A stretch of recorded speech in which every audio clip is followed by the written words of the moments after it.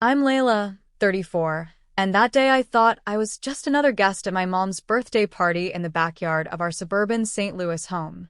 The air felt heavy with tension, not celebration, as I stood by the dessert table trying to ignore the whispers.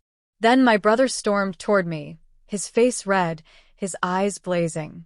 He grabbed a ceramic mug, my mom's favorite, the one with little daisies painted on it, and smashed it on the ground. Shards flew everywhere. "Get out, you spoiled brat," he shouted, loud enough for every neighbor to hear. "You don't belong in this family." My heart pounded.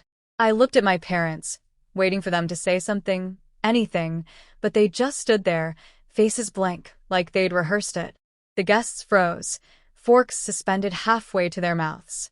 My brother kept glaring, his fists clenched, daring me to react. I wanted to scream back, to demand why he'd turned a birthday party into a battlefield. But something in their silence, my parents' averted eyes, the way they didn't move, told me this wasn't just a tantrum. This was planned. If you were in this situation, would you stay silent and walk away or confront them right there? Share your thoughts in the comments. I left the party in a daze, driving straight to Shane's apartment in downtown St. Louis. He opened the door, took one look at my face, and didn't ask questions. "Crash here as long as you need," he said, handing me a spare key. I nodded, too shaken to talk, and collapsed onto his couch, my phone still clutched in my hand from that call I'd made. The next morning, I opened my laptop, determined to figure out what was going on. My gut told me my brother's outburst wasn't just him losing it. There was something bigger, something planned. I logged into my company's bank account, the one tied to my event planning business. I'd built that company from nothing, booking weddings, corporate galas, and charity events across St. Louis. It was my pride, proof I didn't need my family's approval to succeed. But as the app loaded, my stomach dropped. The balance was wrong. Way wrong. I scrolled through the transactions, my hands shaking. Over the past 3 months, there were dozens of small withdrawals. 500 here, 1,000 there, adding up to $40,000. Each one labeled consulting fees or miscellaneous expenses, though I hadn't authorized any of them. I clicked into the account details, and there it was, Grayson's name listed as a secondary user. I'd added him years ago, back when we were still close, to help with a few vendor payments. He hadn't touched the account in ages until now. I stared at the screen, my pulse racing. How could he do this? $40,000 siphoned off, like I wouldn't notice. My first instinct was to call him, to scream, to demand answers. But Shane, sitting across from me with his coffee, shook his head. "Don't tip him off," he said. "If he's bold enough to steal, he's probably covering his tracks." Shane was right. I needed proof, something solid to figure out why my family had turned on me. I opened my email, hoping for a clue. My inbox was a mess. Proposals for upcoming events, vendor invoices, client follow-ups. But one message caught my eye, sent late last night from a longtime client, a woman named Carla, who ran a nonprofit. "Layla, I got a call from your brother," it read. "He said you're under too much stress to handle our gala next month and offered to take over. Is everything okay?" My jaw clenched. Stress. I wasn't stressed until last night, when my own brother humiliated me in front of everyone. I showed Shane the email. "He's trying to steal your clients," he said, his voice low. "This isn't just about the money." I scrolled through more messages. Sure enough, there were 2 other emails, one from a wedding planner, another from a corporate client, both mentioning calls from my brother, both questioning my reliability. He'd been contacting my clients behind my back, painting me as unstable so he could take over my business. I felt sick, like the ground was slipping out from under me. This wasn't just a tantrum or sibling rivalry. Grayson was trying to ruin me, to take everything I'd built. And my parents, Mildred and Fred, had stood there at the party saying nothing. Were they in on it? The thought hit me like a punch. My own family plotting against me. I remembered Mom's nervous fidgeting, Dad's refusal to meet my eyes. They weren't just bystanders. They were part of this. Shane handed me a USB drive. "Start saving everything," he said. "Emails, bank statements, anything that shows what he's doing." I nodded, my anger sharpening into focus. I forwarded Carla's email to a private folder and downloaded the bank transaction records. Then I noticed a notification on my phone, a voicemail from an unknown number. I played it, putting it on speaker so Shane could hear. It was a woman's voice, calm but urgent. "Layla, this is Ellen, your Grandpa Henry's lawyer. I have something important to discuss about his estate. Please call me back." Shane raised an eyebrow. "Grandpa Henry?" he asked. I shrugged, confused. Grandpa Henry had passed away 2 years ago, leaving me a small shop in St. Louis that I turned into my office. I thought his estate was settled. Why was his lawyer calling now? "Could be nothing," I said, though my voice betrayed my doubt. Something told me this was connected to whatever Grayson was pulling. I spent the next day digging deeper. I logged into my company's client management software, checking for any unusual activity. There was a new login from an IP address I didn't recognize, timestamped 2 weeks ago. Grayson had accessed my client list. I cross-checked the dates with the bank withdrawals. They lined up perfectly. He'd been planning this for months, maybe longer. I saved screenshots of the login history, my hands steady now, fueled by a mix of rage and determination. Shane sat beside me as I combed through more emails. Another client, a tech startup, had received a message from Grayson offering to handle their product launch at a discount. "He's undercutting you," Shane said, shaking his head. "He wants your business gone." I clenched my fists, imagining Grayson smirking as he typed those emails. But why? What had I done to make him hate me this much? I thought back to our childhood, to the times Grayson would sulk when I got better grades or won awards. He'd always been competitive. But this was different. This was betrayal. And Mom and Dad standing there while he tried to destroy me. What kind of parents did that? I needed answers. But first, I needed to protect myself. I changed the passwords on all my accounts, locking Grayson out. Then I texted Carla, assuring her I was fine and still handling her gala. She replied immediately, relieved, promising to stick with me. 2 days later, I had a folder full of evidence, bank records, client emails, login screenshots. Shane looked at me, his expression serious. "You've got enough to confront him," he said. "But you need to be smart about this. If they're all in on it, you're walking into a fight." I nodded, my resolve hardening. Grayson thought he could push me out, but he had no idea who he was dealing with. The next morning, I opened my laptop, my fingers itching to uncover more of Grayson's betrayal. Shane, sprawled on his couch with a bowl of cereal, watched me work. "You're like a detective now," he said, half joking. I didn't laugh. This wasn't a game. My family was trying to destroy everything I'd built. I started with my company's cloud server, where I stored all our event planning files, contracts, invoices, even call recordings. I'd set up an auto-record feature for client calls last year, mostly to keep track of details for big events. I hadn't checked it in months, but if Grayson was bold enough to contact my clients, maybe he'd slipped up somewhere. I opened the audio folder, scrolling through files labeled by date and client name. My heart skipped when I saw one from 2 weeks ago tagged with the name of a big client, a hotel chain planning a conference. I hit play. Grayson's voice came through, smooth and confident, talking to the hotel's event coordinator. "Layla's spread too thin," he said. "I can handle your conference at half a rate." Same quality. My blood boiled. He wasn't just stealing my clients. He was undercutting me, trashing my reputation to take over my business. The coordinator sounded hesitant but interested, asking for a follow-up.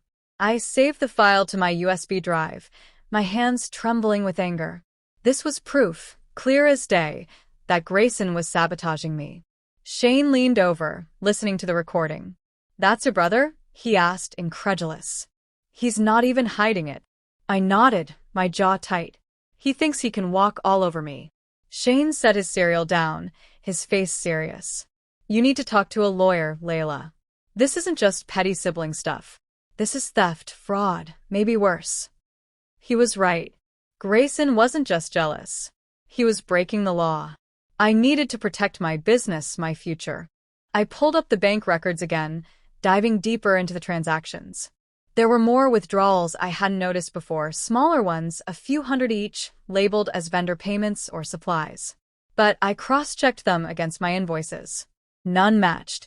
Grayson had been siphoning money for months, covering his tracks with fake labels. The total was still $40,000, but the sheer number of transactions, over 50, showed how deliberate this was. I screenshotted every single one, adding them to my evidence folder. As I worked, unwanted memories crept in. Grayson had always resented me, even as kids. I remembered him glaring when I won the school spelling bee, muttering that I only won because I sucked up to the teachers. When I started my event planning business, he'd scoffed, saying it would flop in a year. But it didn't.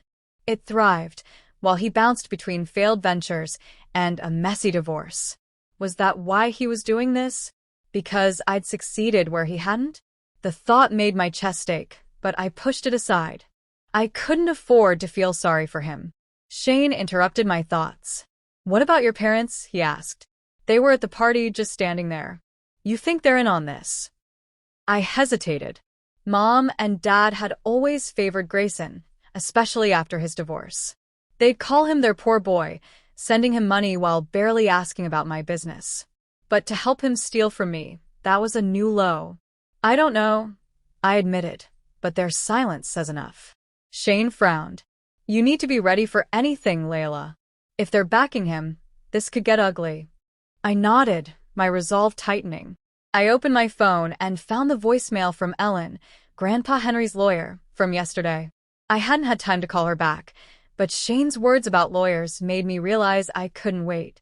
I needed to know what she wanted, especially if it involved Grandpa Henry's estate.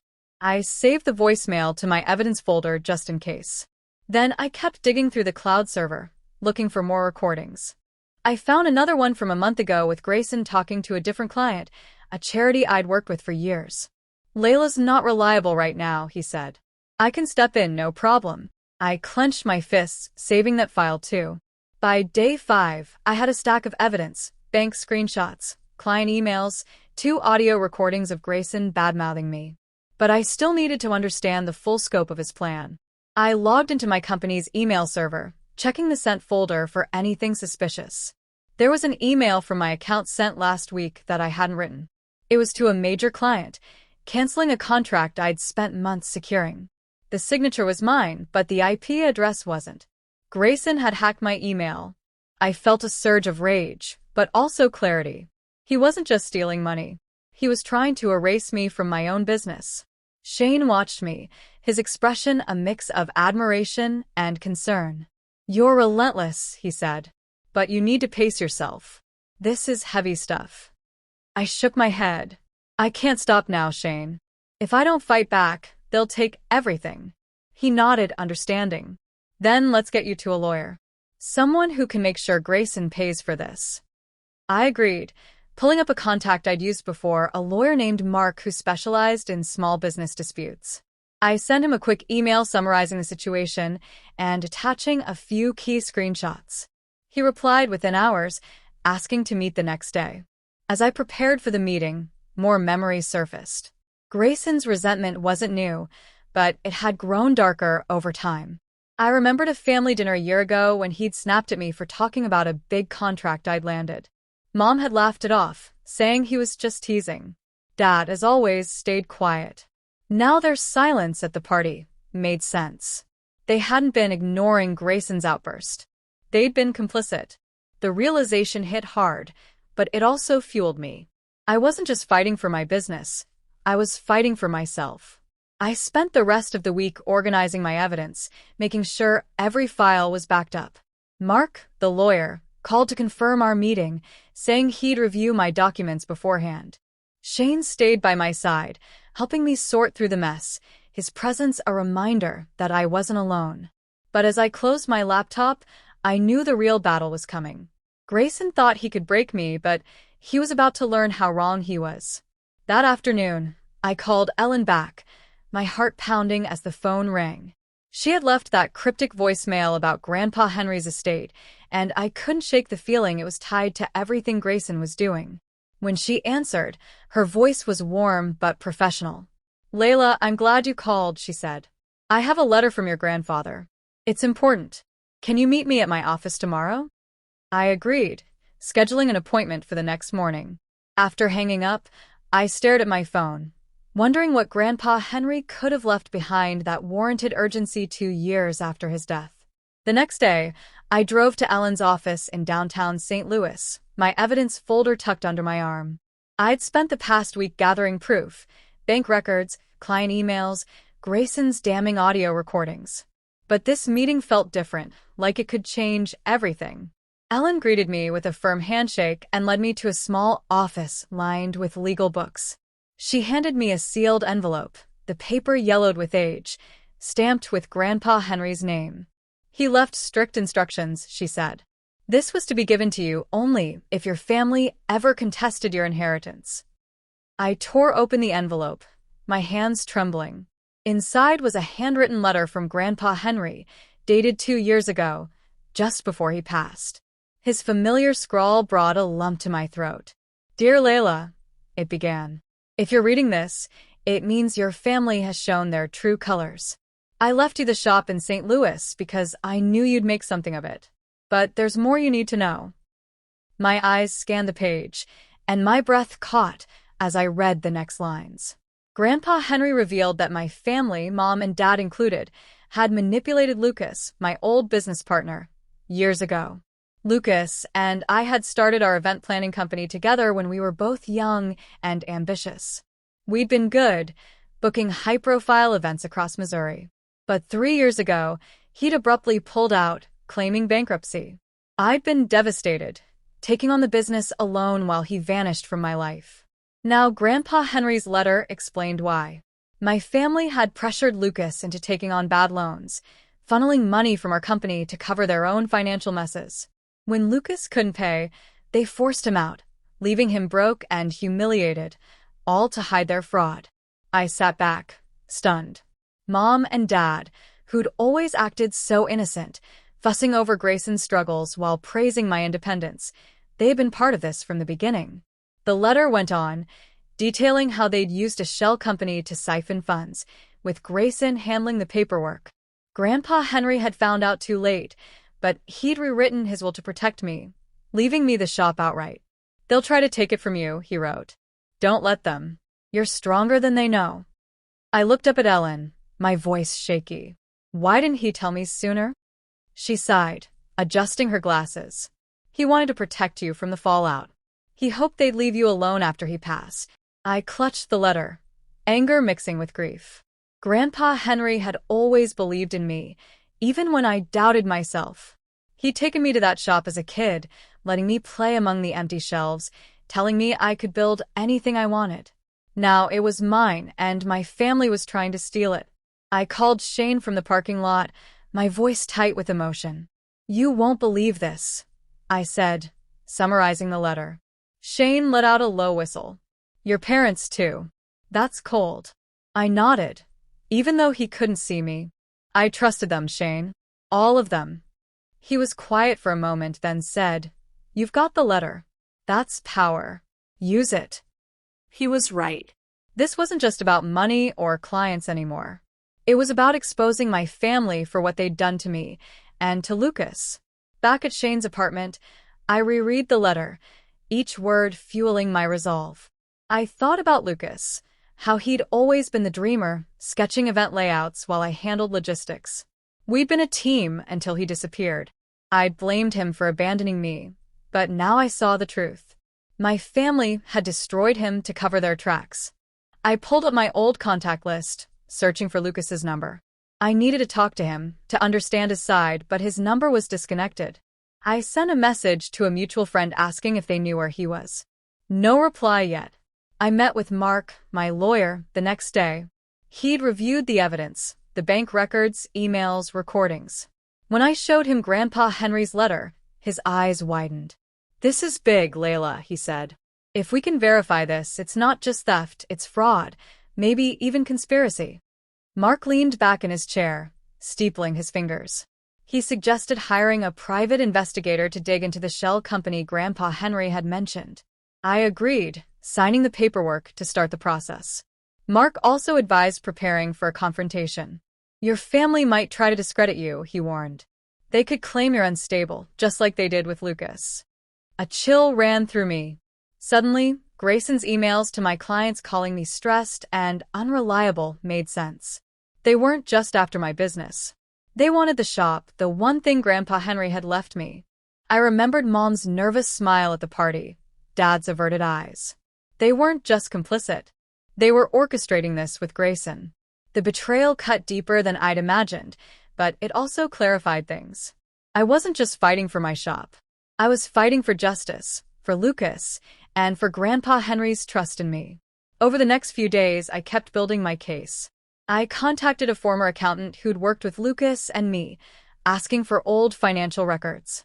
She promised to dig through her files. I also reached out to another client Grayson had targeted, confirming they'd received his calls. Every piece of evidence felt like another brick in the wall I was building against my family. Shane stayed close, helping me organize the files, his calm presence keeping me grounded. "You're doing the right thing," he said one night as I stared at Grandpa Henry's letter. "He'd be proud of you." 2 weeks later, I had a clear picture of my family's deception. The letter from Grandpa Henry wasn't just a will, it was a weapon. I wasn't sure how to use it yet, but I knew one thing. I wasn't going to let them take what was mine. I'd confront them soon on my terms, in the place Grandpa Henry had given me. A week later, I walked into my shop, the one Grandpa Henry had left me, my heart racing but my steps steady. I'd invited Grayson, Mom, and Dad to meet me here, telling them we needed to talk about the business. I didn't say more, but the weight of Grandpa Henry's letter in my pocket and my evidence folder in the drawer gave me a strange calm. This was my turf, my legacy, and I was done letting them think they could take it from me. The shop's bell jingled as Grayson stormed in first, his face twisted into a scowl. Mom and Dad followed, their expressions guarded, like they were walking into a trap. They weren't wrong. I stood behind the counter, straightening the papers in front of me. "Thanks for coming," I said, my voice steady. Grayson crossed his arms. "What's this about, Layla? You're wasting our time." I almost laughed. Wasting their time. Before I could respond, Mom stepped forward, holding a manila envelope. "We're worried about you, sweetheart," she said, her voice dripping with fake concern. "You've been under so much stress running this business alone." Dad nodded, his eyes glued to the floor. "We just want what's best for you," he muttered. I clenched my jaw. Their act might have fooled me once, but not now. Not after Grandpa Henry's letter exposed their lies. Grayson cut in, his tone sharp. "Let's get to the point. You're not fit to run this shop, Layla. We've got proof."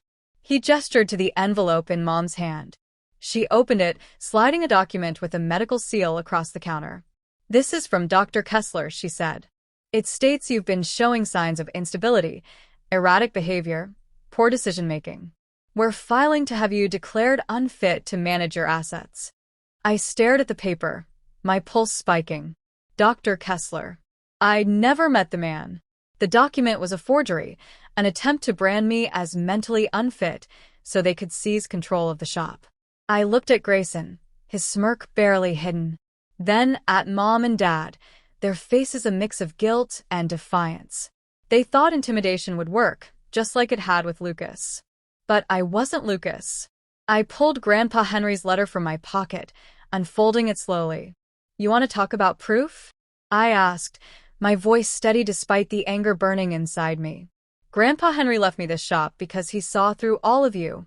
He wrote this before he died." Their eyes widened as I held up the letter. "He warned me you'd try to take it. And he added a clause. If anyone contests my inheritance, the shop goes to a charity, not you." Grayson's face paled. "You're bluffing," he snapped, though his voice wavered.